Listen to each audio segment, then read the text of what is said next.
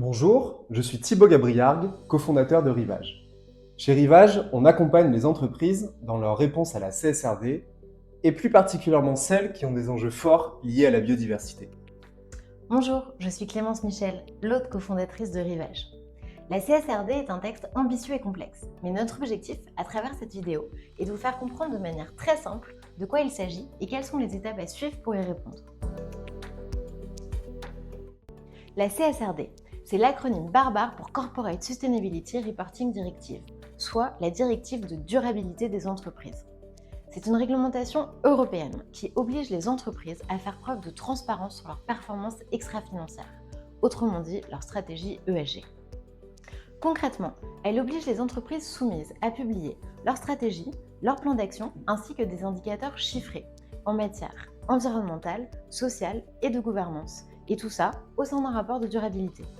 Au-delà de l'exigence réglementaire, chez Rivage, nous sommes convaincus que la CSRD est l'opportunité de renforcer votre stratégie d'entreprise. D'abord, en identifiant les risques et les opportunités ESG pour vous y préparer. Et ensuite, en jouant la transparence pour créer davantage de confiance auprès de vos consommateurs ou de vos investisseurs. Alors est-ce que l'obligation est nouvelle? Eh bien oui et non. Non, parce qu'il existait déjà une obligation, la NFRD, qui obligeait un certain nombre de grandes entreprises à publier des informations extra-financières. Et puis oui, parce que la CSRD vient remplacer la NFRD en apportant un certain nombre de modifications, dont deux principales. La première, c'est le nombre d'entreprises qui sont concernées. On passe de 11 000 entreprises autrefois concernées à environ 50 000 à terme avec la CSRD. La deuxième, c'est que la CSRD, en plus d'imposer les informations à publier, impose une méthodologie renforcée pour définir les enjeux sur lesquels publier des informations et sur la qualité des informations à publier. À partir de 2025, toutes les entreprises européennes qui cochent deux de ces trois critères sont soumises à la CSRD. Avoir au moins 50 millions d'euros de chiffre d'affaires, 25 millions d'euros de bilan et ou 250 salariés. Quand on est soumis en 2025, cela signifie qu'on devra publier son premier rapport en 2026 sur la base des données de 2025.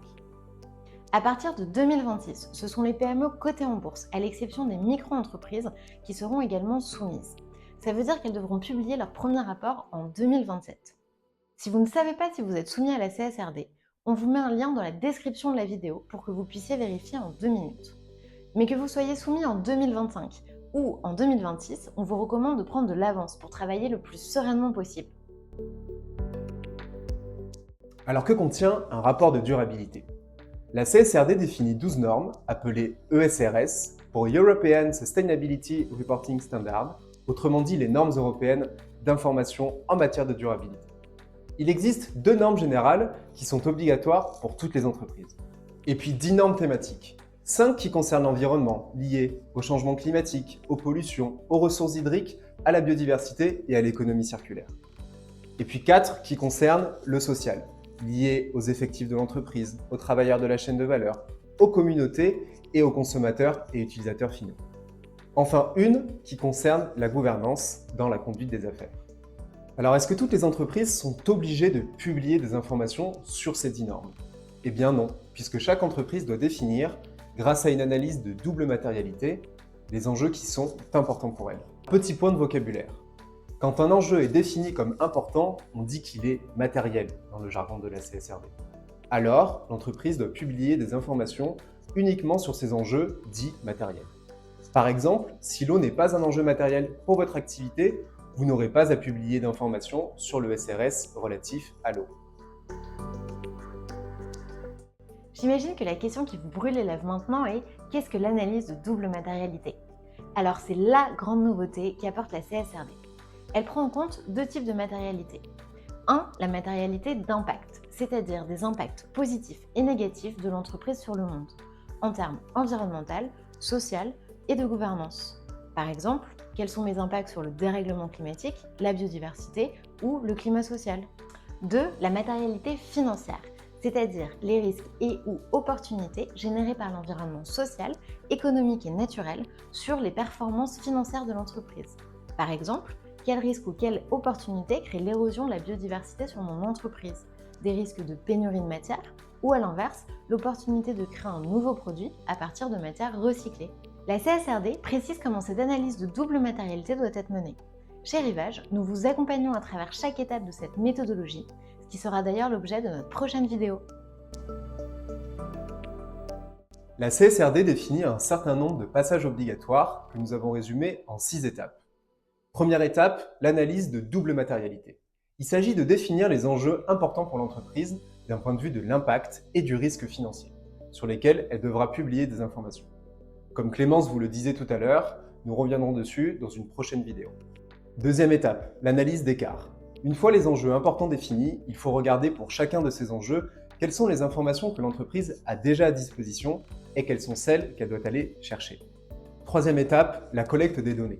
Il s'agit de mettre en œuvre votre processus de collecte de données pour aller chercher les informations manquantes. Quatrième étape, la définition des plans d'action. Pour chacune des normes auxquelles vous êtes soumis, vous devez reporter vos plans d'action déjà effectués. S'ils ne sont pas définis, il faudra donc les créer. Cinquième étape, la rédaction du rapport. Il s'agit de mettre en forme dans un rapport lisible et cohérent l'ensemble des informations demandées. Enfin, sixième et dernière étape, l'audit. Le rapport doit être audité par un tiers indépendant pour assurer la fiabilité et la véracité des informations. Avec ces 6 étapes, vous avez désormais une vision globale du travail à réaliser. Toutes ces étapes peuvent paraître complexes si vous les découvrez pour la première fois. Mais pas de panique, elles se réalisent en plusieurs mois et pas à pas. Le législateur a bien conscience que l'effort demandé peut être important. C'est pour ça que les premières années, le niveau d'exigence est moins élevé. Chez Rivage, nous accompagnons les PME et les ETI à répondre à la CSRD. Nous voulons donner du sens à cette réglementation pour en faire un atout pour votre entreprise. Notre approche est pragmatique. Nous ne voulons surtout pas réinventer la roue. Alors nous partons de ce que vous avez déjà et on construit sur cette base-là, quel que soit votre niveau de maturité en termes de RSE. De la simple formation pour vous lancer à l'accompagnement complet, nous nous adaptons à vos besoins. Alors, si vous avez aimé cette vidéo et que vous aimez notre manière d'expliquer les choses, n'hésitez pas à nous contacter.